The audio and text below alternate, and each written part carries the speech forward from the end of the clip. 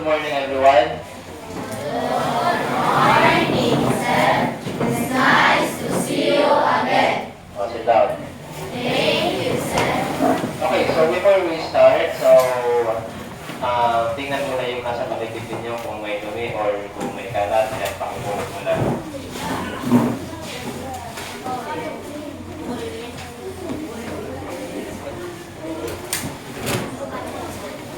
Okay.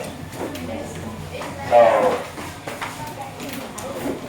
before we proceed to our topic, let us read the first statement here on the word. So, how do you describe patterns of weather and climate throughout the year? Okay, kung nasagot na natin to, ano ba yung na-observe ninyo na weather and climate sa buong taon? Anyone? Ano ba yung na-observe ninyo na halimbawa ngayong panahon, ano yung mga na-observe ninyong weather and also climate sa buong taon? Minsan mainit, minsan maulan. Okay, minsan di na natin alam kung iinit ba or maulan. Okay, ngayon. May sinulat ako dito. Makibasa nga?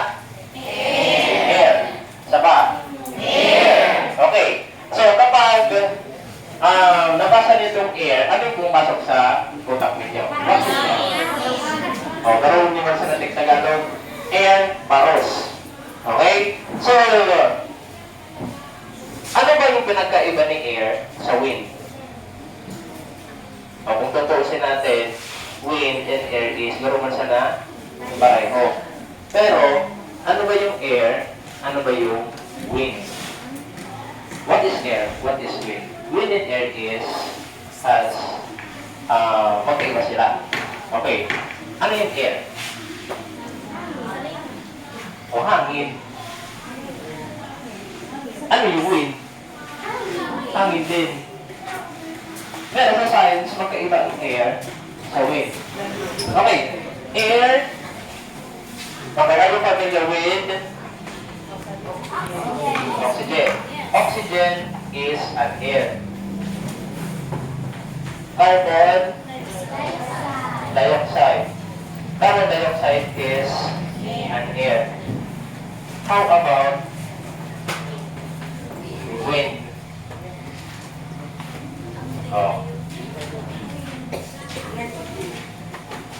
Halimbawa, nagpaparos-paros ka mo dyan sa air. Tapos, nagbubugayway ang buhok nindo. Ano yan? Air or wind? Wind. Oh, what is wind? Movement ng hangin. Okay. So, ang air, ang sama ng air, we have the oxygen, we have the carbon dioxide, at lahat ng mga gases na nakikita natin na stationary. Okay? While ang wind, that is the moving air. Kapag yung oxygen tapos carbon dioxide, nag-iro iyan, ang tawag dyan is wind. Nasagot ang tabi? Okay, kanibawa, tayo nag-release tayo ng carbon dioxide. Kapag nag-exhale, carbon dioxide yung nilalabas natin. Kapag inuyok mo yan sa kataning mo, syempre may motion na yung air, which is yung carbon dioxide. At yun ay tinatawag nating wind. Okay, nasagutan. Okay, balik tayo dito. Okay, balik tayo dito sa air. Ano ba yung naisip ninyo about sa air? Paros. Ano ba yung naisip nyo dyan?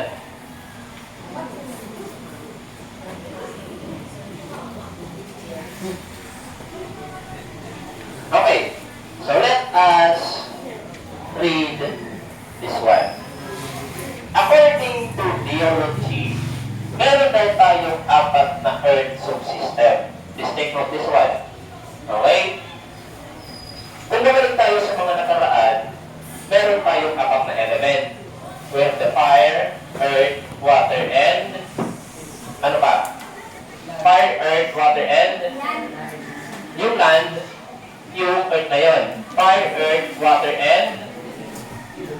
yung isa?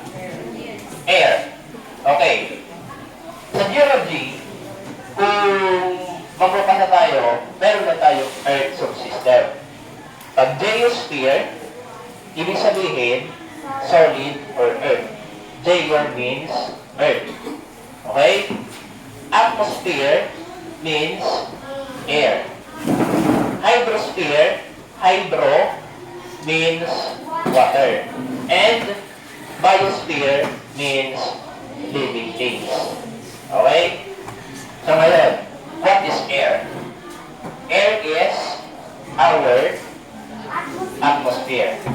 Okay? So, ngayon, let us focus on this one of the Earth subsystem, the atmosphere. What is atmosphere? What is atmosphere?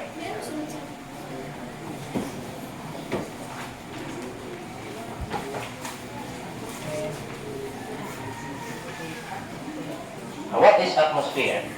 Anyone who can tell what is atmosphere? Ano nga ba yung atmosphere? Are you familiar with atmosphere? Yes or no? What is atmosphere?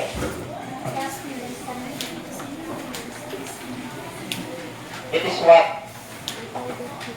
Okay. So, please take note this one. So, atmosphere is a layer of gases surrounding a planet or celestial body held by gravity and also referred to the overall surrounding feeling mood or environment of a place.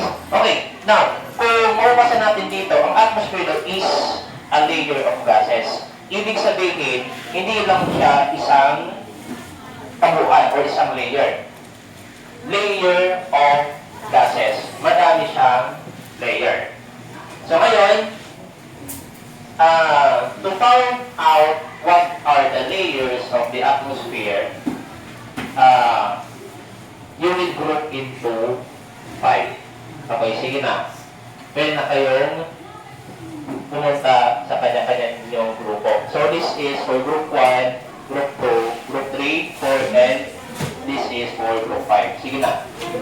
Count 1 to 10, group na tayo. 1, 2, 3, 4, 5, 6, 7, 8, 9, and 10. Okay, mag-circle na tayo mo. Circle na.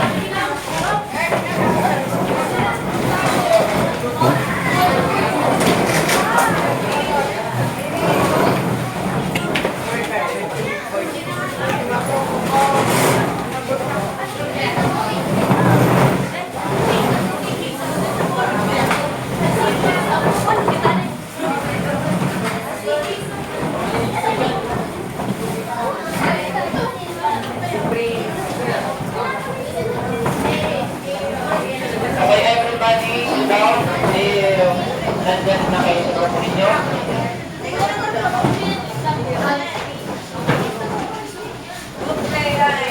Everybody sit down.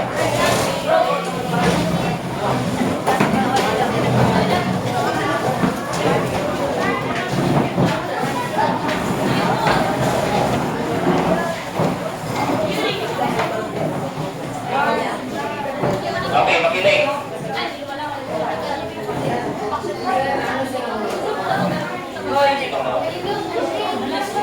Okay, listen.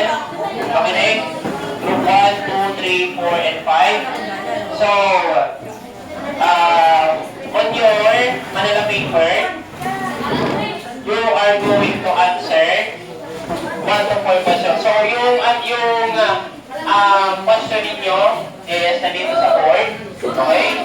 So, this is the following question. 1 to 4 lang yan. And you can get your answer on page 223 to 224. Okay? Open your book on page 223 to 224. And then read and analyze.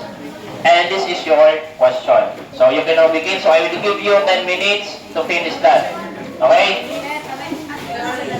Answer na lang. Answer only.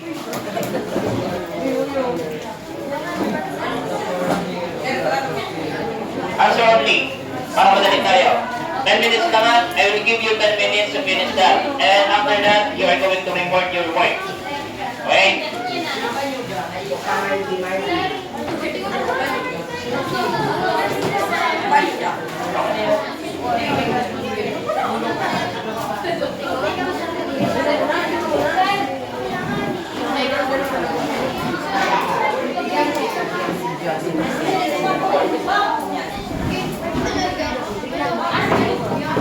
Okay, answer silently.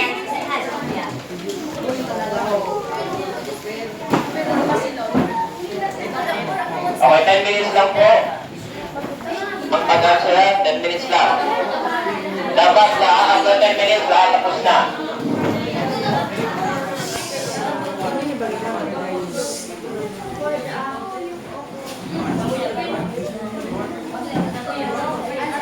Answer only.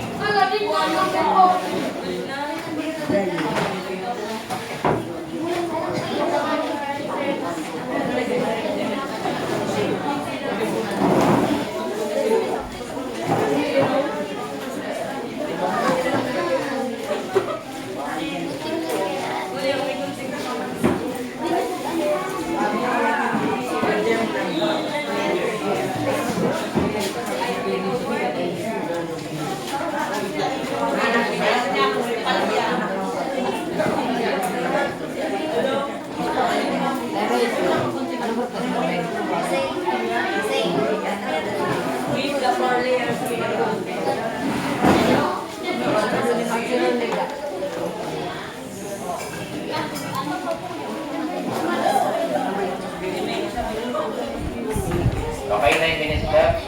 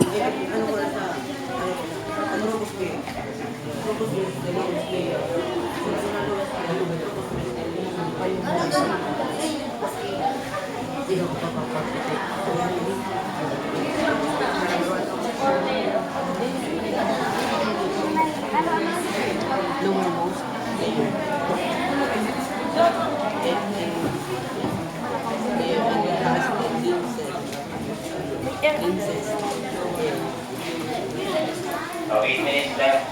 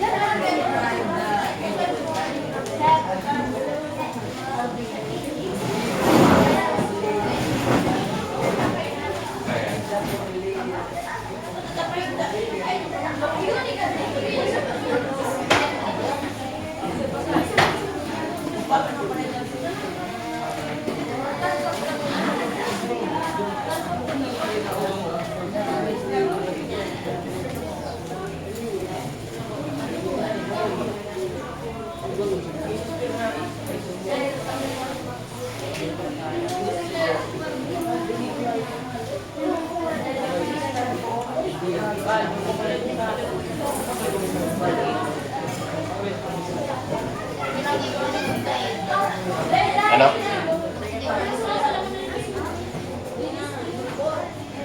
Dali na.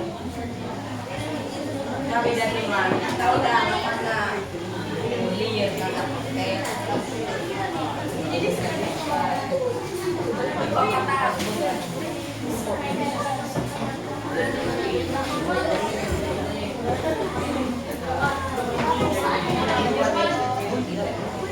Number 4, analyze figure 11.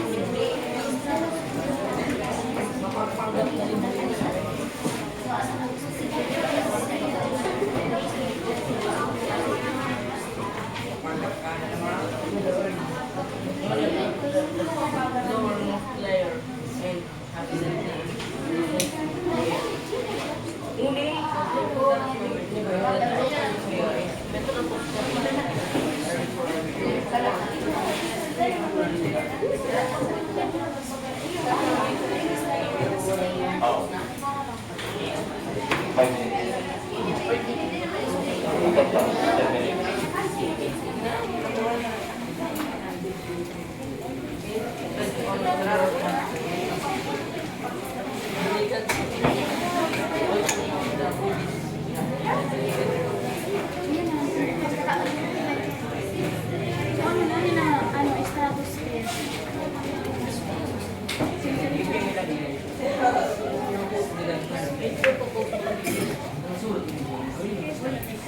Oh, may super.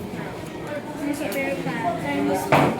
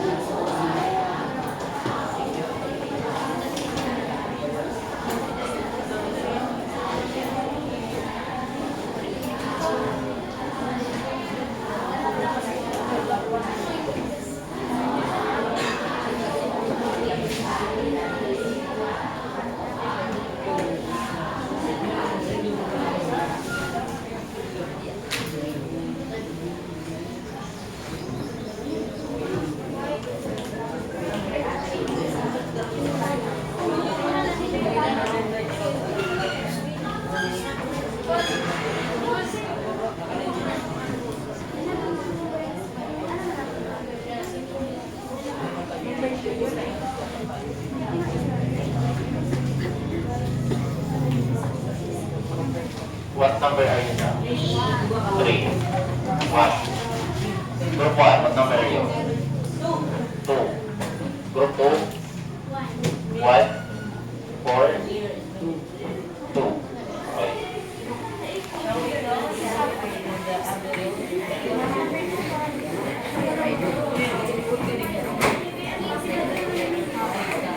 Another 10 minutes.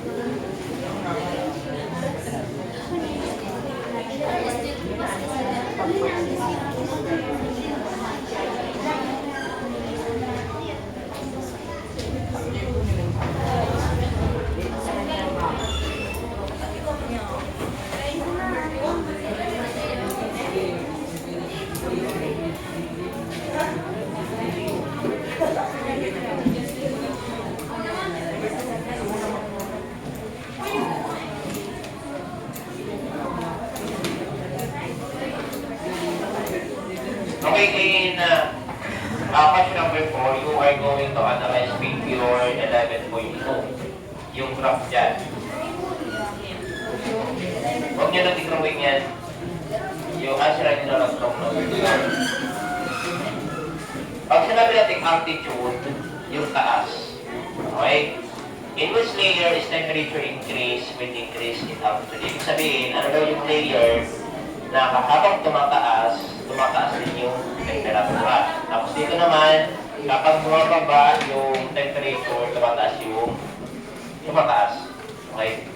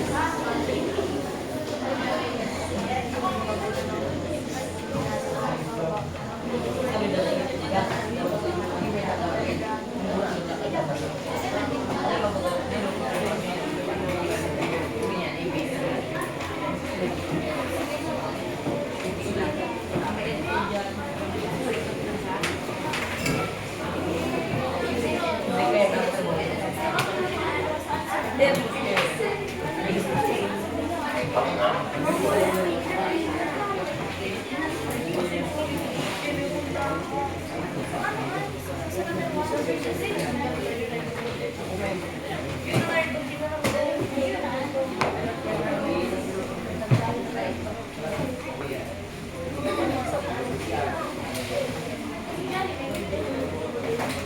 last 5 minutes.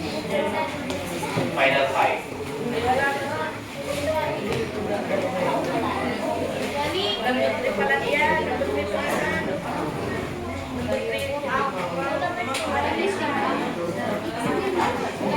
Ang question number 4, you are going to analyze the graph. Okay? You are going to analyze the graph. May graph tayo dyan sa page 223.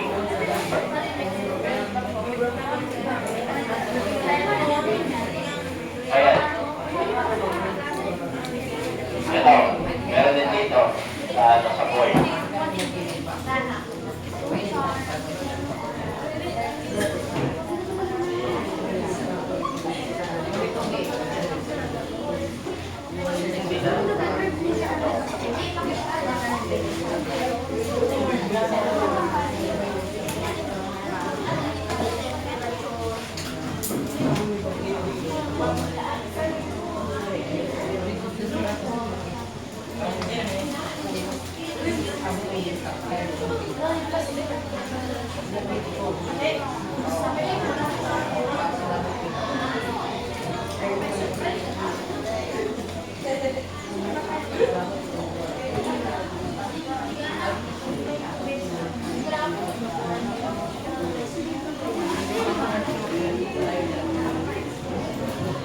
Last 2 minutes.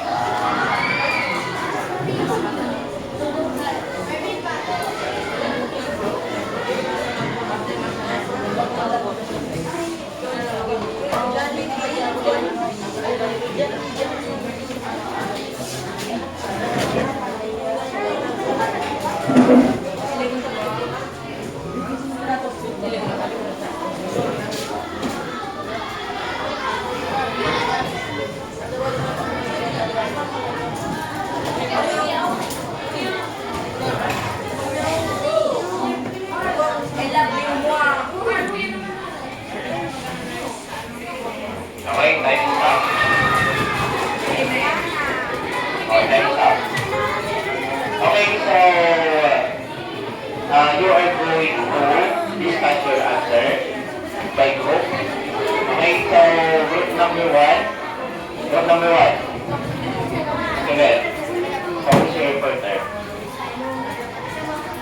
Oh, discuss your answer. Or who can discuss your answer? Bilis na. Hindi na.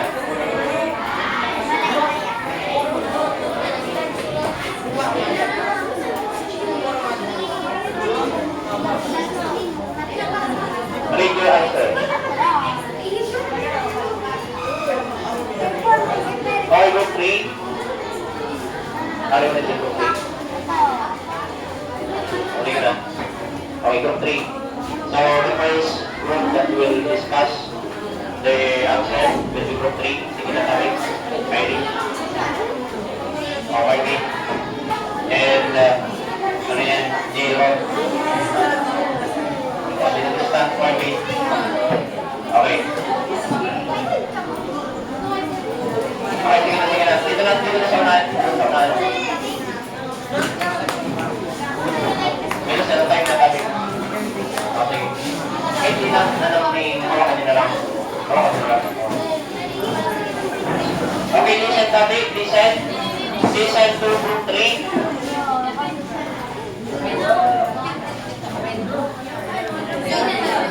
Okay, listen to group 3. Sige. Oh. Listen tabi, listen.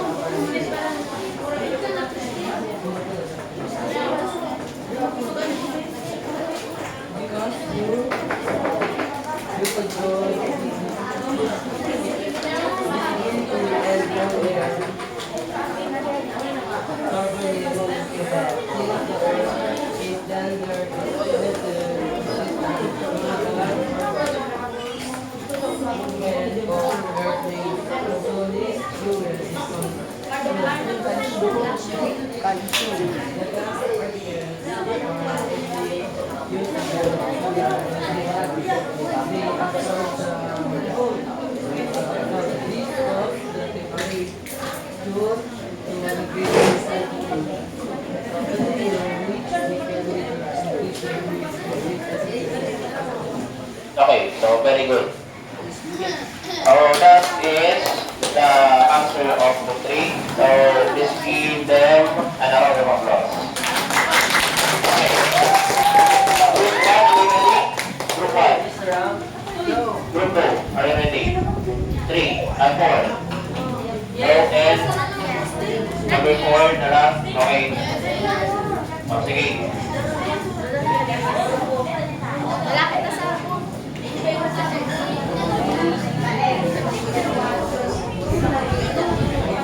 Okay, group 2. Group 1. Okay, group 2. Sige na.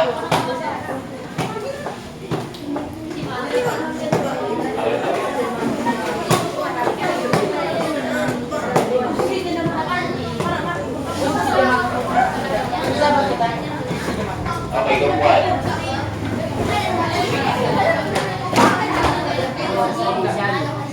Ayan, sarap tayo ito. Okay, sige. Sige lang, begin.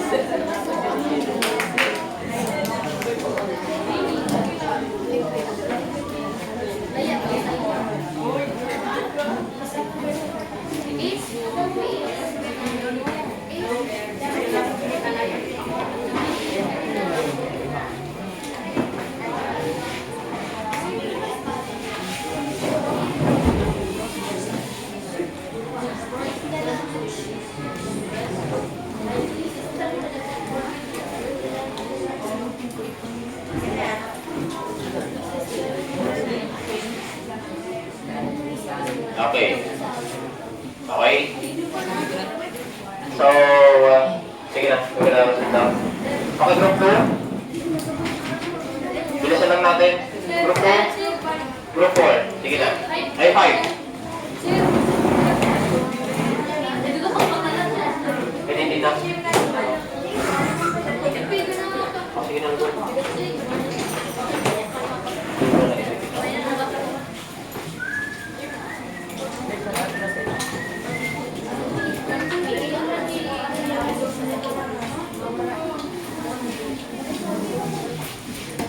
Okay, begin. Good morning, everyone. So I'm here to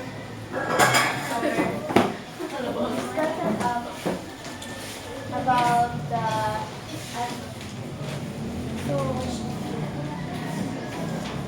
question is the 4 layers of atmosphere. So the layers these layers are the troposphere, the stratosphere.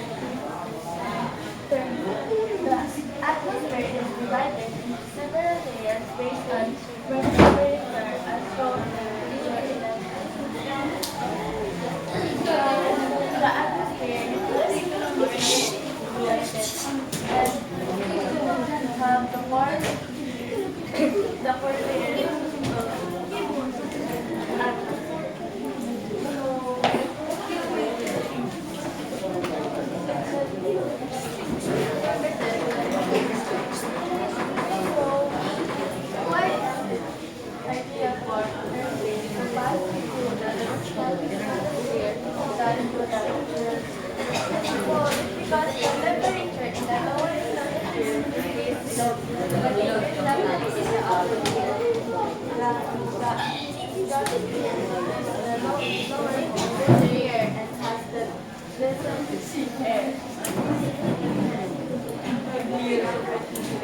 Why do gas particles move rapidly left?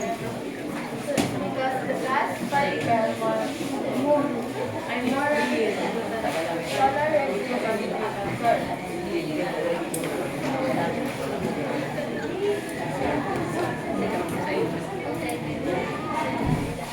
The layer of the atmosphere is the temperature,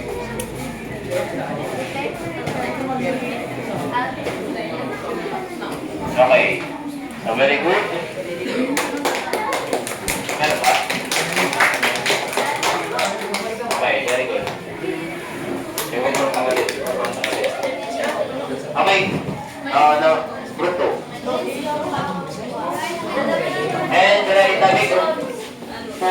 Okay, bilisan lang natin kasi time na. Kung sino katulong nito ni ano?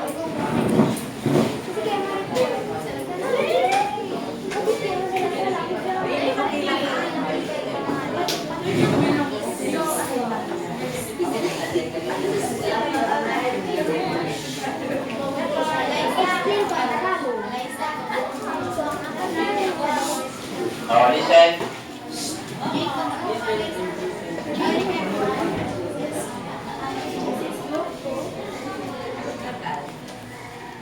The four layers of atmosphere is thermosphere, mesosphere, stratosphere, troposphere.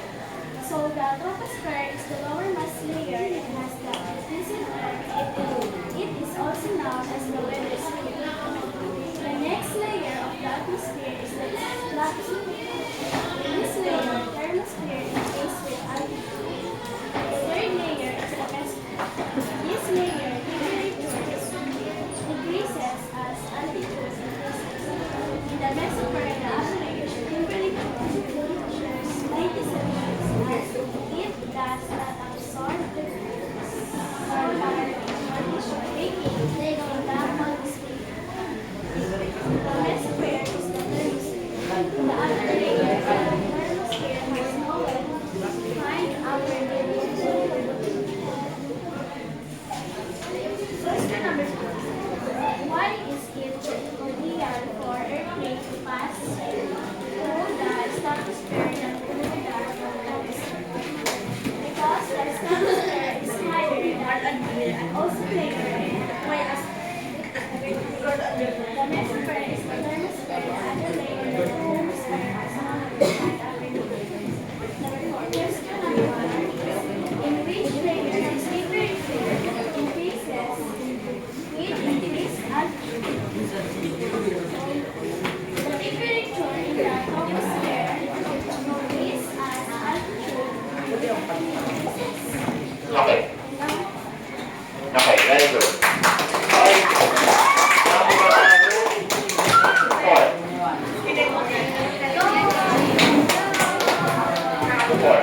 Jadi bilis na bilis. Kailangan natin bilisan.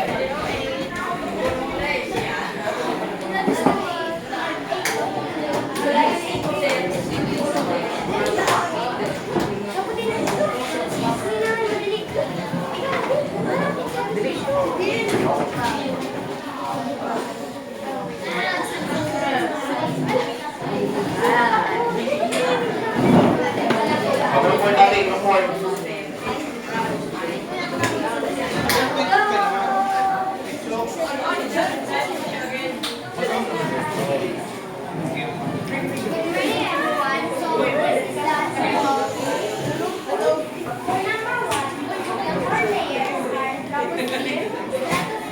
Oh, listen.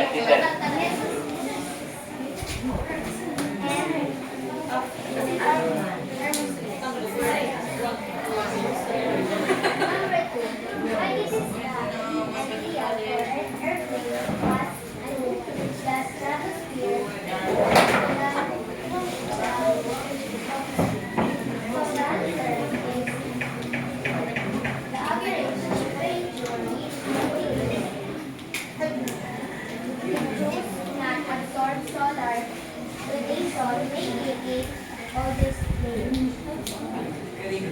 Okay? And number 3, the gases particle move rapidly in the thermosphere because it's compressed of highly ionized or electrically charged. Now, number 4, the atmosphere is the stratosphere is increased with altitude. The lower stratosphere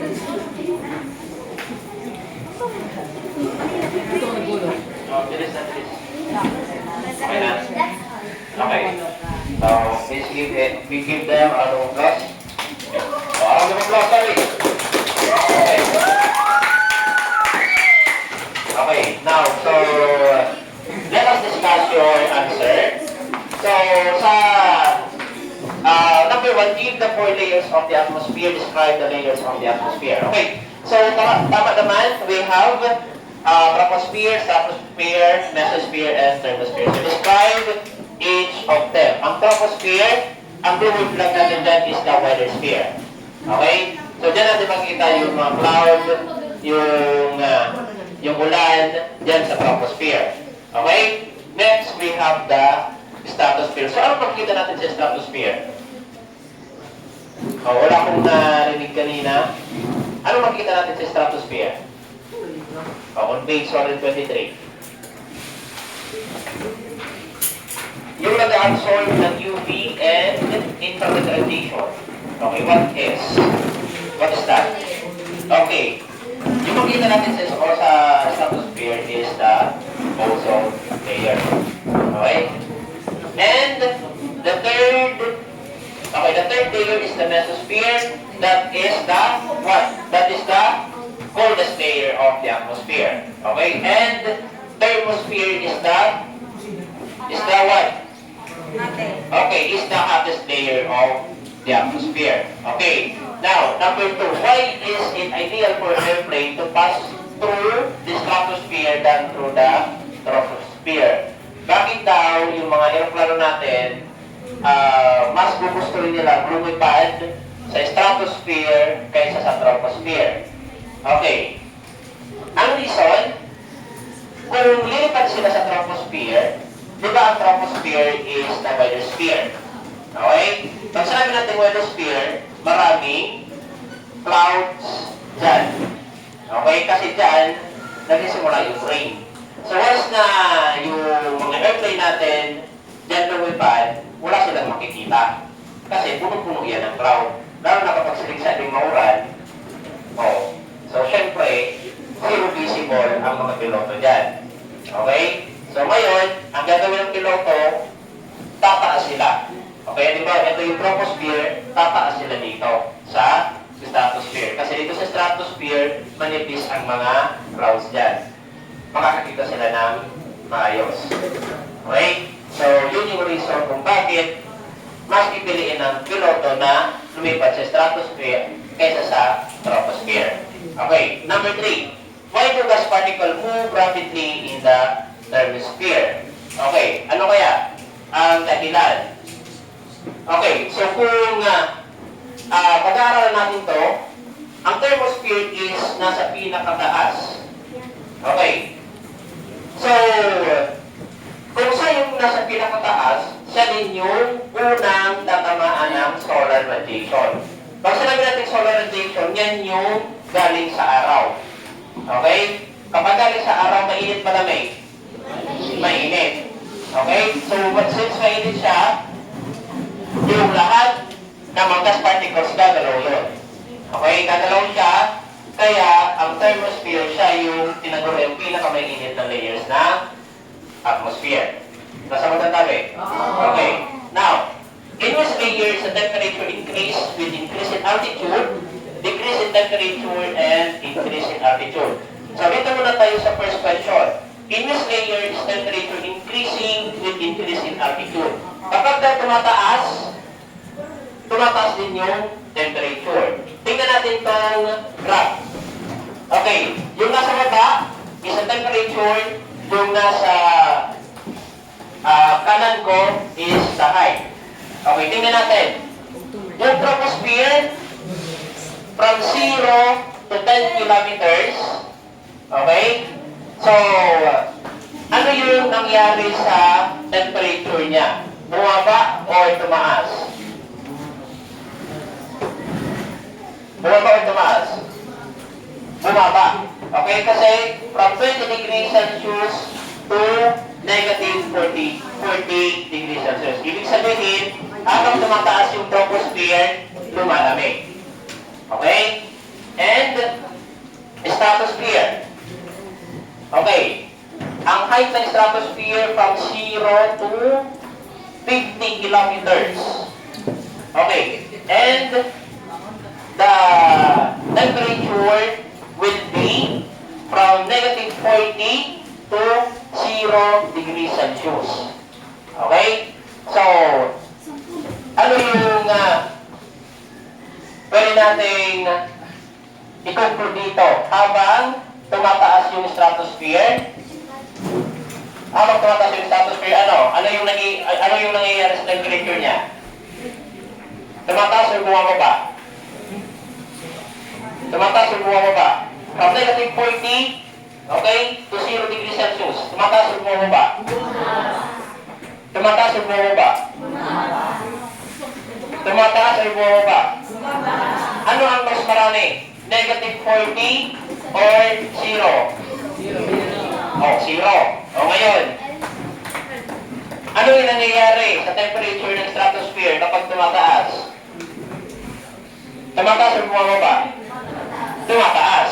Okay, ibig sabihin, habang tumataas yung stratosphere, tumataas din yung temperature niya. So, ano yung answer natin dito sa question number 1, sa number 4?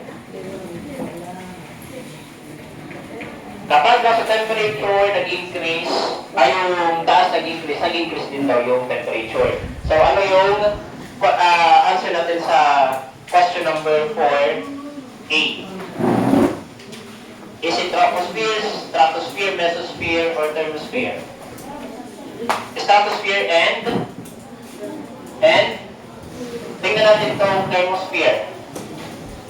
O, habang tumataas daw, tumataas din yung temperature ng thermosphere. So, the answer will be here in question 4. Yung una is the stratosphere and the thermosphere. Okay? At dito naman, decreasing in temperature and increasing in altitude, ibig sabihin, habang tumataas daw, bumababa yung temperature. Okay? So, if we are going to analyze this graph, okay, tingnan natin yung mesosphere. So, habang tumataas siya, okay, from 0 to 90 kilometer, okay, yung temperature niya from 0 to negative 100. Ibig sabihin, habang tumataas yung mesosphere, lumalamig. Kaya yung mesosphere natin dito, siya yung coldest layer. Okay, tama? Coldest layer, mesosphere, tama? Okay? So, the answer here in question number 2 sa number 4 is the mesosphere. Nasa muna tabi. And also, troposphere. So, siyempre, from 0 to 10 kilometer. Okay, tumataas, 0 to 10 kilometer, and the temperature will be from 20 degrees Celsius to negative 40. Okay, bumaba. Tumaas siya, pero bumaba yung temperature. Nasa muna tabi. Okay, now, so let us proceed to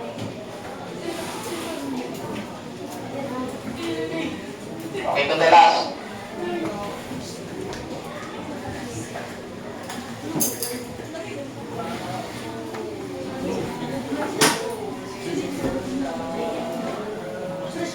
Okay. So please read, how do the layers of the atmosphere protect the Earth? O paano ba pinaprotektahan ng layers of the atmosphere ang ating mundo. Also, Okay? Okay, are you familiar with this one? Ano to? Bulalakaw. Oh, ano to? Asteroid. Ano pa? This is what? Okay. So, nailing ditong shooting star dyan sa kalangitan. Actually, kung wala tayong atmosphere, tatama yan sa mundo natin. Okay? So, kaya kung makikita ninyo na yung celestial body, nailing nyo siya nagkakaraba, kasi tinutunaw mo yan dyan sa atmosphere. Kung wala tayong atmosphere, itong celestial body nga, tatama yan dito sa Earth. Anong mangyayari sa Earth kapag tumama to? Pwedeng magkaroon tayo ng crater, pwedeng maraming maapektuhan, pwedeng may matamaan.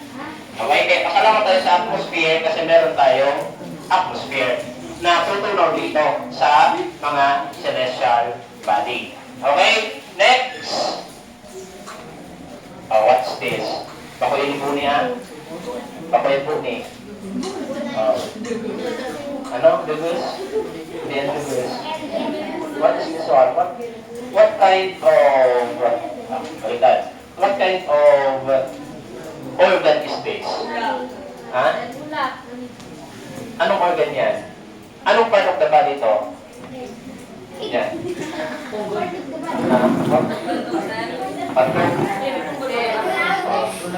Okay, this one is our skin. Okay, and this one is a kind of cancer. Okay, itong cancer na yan, tinatawag natin siyang melanoma. Okay, melanoma. Okay, ang melanoma, saan siya nakukuha? Halimbawa, sige mong balat. Okay? Di ba, ang stratosphere natin mayroong ozone layer. At yung ozone layer, siya yung nag-absorb ng UV rays at infrared rays. Okay, ngayon, paano ka makakuha ng melanoma? Once na yung skin mo nag-absorb ng UV rays, magkakaroon ka ng melanoma. Okay? So, pasalamat tayo yung stratosphere dahil may ozone layer siya, i-absorb na yung UV rays para yung UV rays hindi na tumama sa'yo. Okay? Hindi na tumama sa'yo at hindi ka na magkakaroon ng cancer na melanoma. Nasa mo tabi? Okay. So open your book on page 239.